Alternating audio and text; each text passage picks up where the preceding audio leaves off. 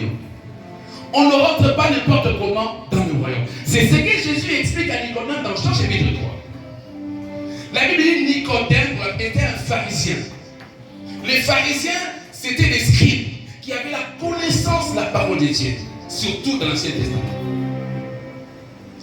Ils étaient calés dans l'observance de la loi.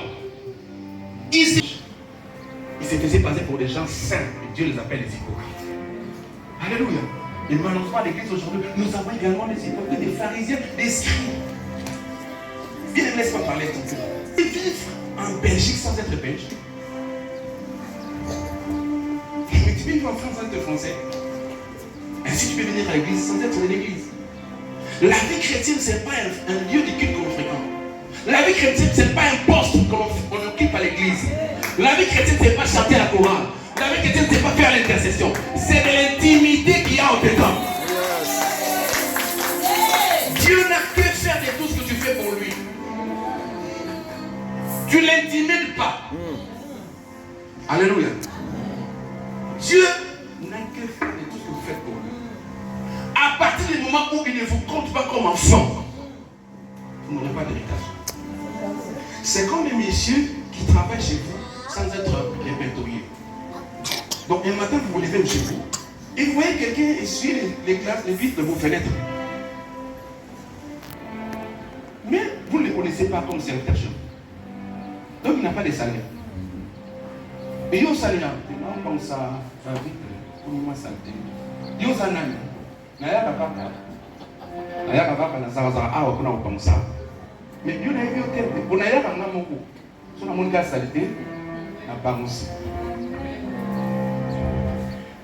vous pouvez faire 10 ans, 15 ans l'église. Lorsque Dieu ne vous reconnaît pas comme fils ou fille, vous n'aurez pas de salaire. Ainsi, vous deviendrez jaloux parce que d'autres personnes sont en train de progresser et vous ne progressez pas. Le problème, c'est que vous n'êtes pas un fils ou une fille dans la maison. Un enfant ne mange pas parce qu'il crie. Un enfant ne mange pas parce qu'il crie, il pleure. Un enfant mange parce qu'il est fils. Je ne sais pas si vous comprenez ça. C'est pourquoi un jour, le dernier jour, Dieu dira, mais toi, je ne t'ai jamais connu. Seigneur, je faisais ça pour toi. Eh bien, oui, j'ai remarqué, mais on n'avait pas de relation. C'est pourquoi je dis la vie chrétienne, c'est de l'intimité qui est en elle.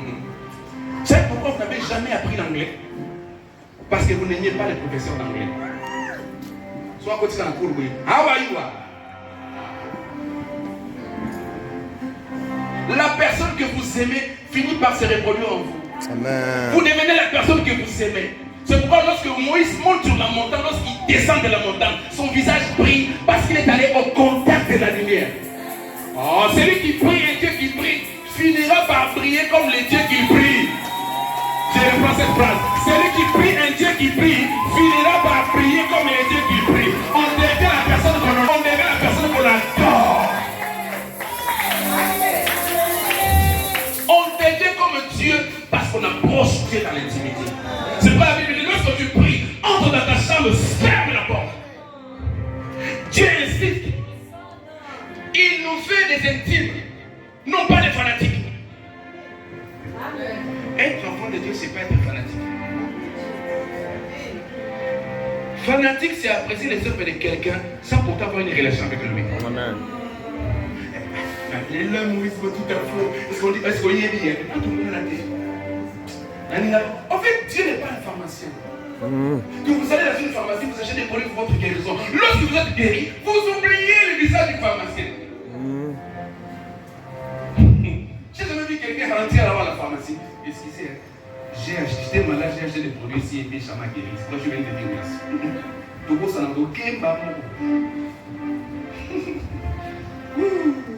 La vie chrétienne, c'est Dieu en soi. Avec une intimité avec lui, de manière permanente. C'est lorsque Dieu te regarde, ça c'est ma fille. Il y a des choses que tu ne vas plus demander, Dieu va te l'accorder. La Bible dit les désirs de juste lui est accordé.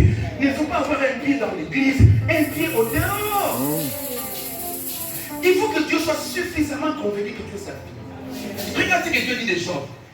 Il parle à Satan, son ennemi. Il dit, tu viens d'où? Non, je viens de me promener. As-tu remarqué mon serviteur Job? Ça, c'est Dieu qui présente à l'ennemi de Job. Il parle à Satan qui est ennemi de Job.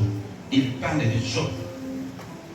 Je dis, il était tellement convaincu que Job est son fils. Job faisait des offrandes par anticipation. Il dit, je ne sais pas si mes enfants pendant leur fête ont péché, mais ça va offrande de mon bruit. Je ne sais pas, mais après ça va offrande au cas où ils sont aux Israël au Ranger. Quel décret d'intimité avec Dieu? Dieu dit, tiens, vraiment c'est que Job. Il est d'être premier niveau, craignant Dieu, deuxième niveau, et c'est détourné du mal. 3 degrés de la sanctification. Job n'a jamais chanté. Ce n'est pas un chanteur. Mais il avait 3 dimensions de la sanctification. Et intègre, craignant Dieu, et c'est détourné du mal. On t'a bon, on t'a eu. Maintenant, Dieu explique à Nicodème, docteur de la loi de secours. C'est-à-dire qu'il est supposé connaître comment on intègre le royaume. Parce qu'il est docteur de la loi. Il a appris les choses de Dieu. Depuis son enfance, il est docteur de la loi. La Bible dit il fait de nuit. C'est la question que je me pose. Pourquoi il venait la nuit? Pourquoi pas les jours? Parce qu'il avait une réputation sauvegardée. Parce que s'il vient le jour, on suppose qu'il a cru aux enseignements de Jésus. Donc c'est une trahison pour le Seigneur.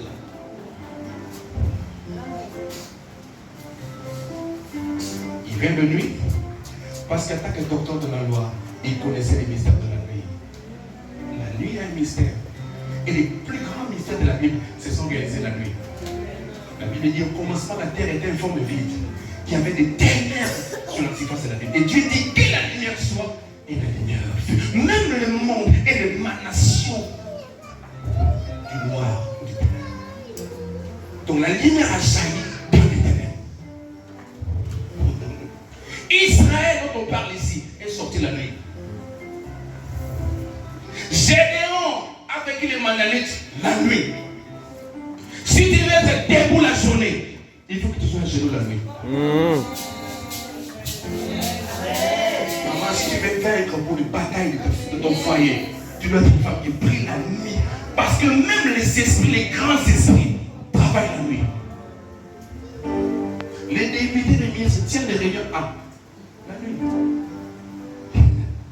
Lorsque tu vois une femme pour qui un mari achète une parcelle, cette réponse a été donnée la nuit. C'est possible. Je vous dis la vérité.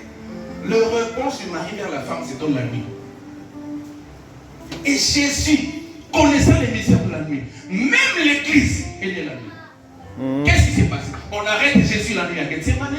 Et le matin, c'était des tracasseries, on le tue, on le frappe là-bas, tout ça, Pilate, Hérode.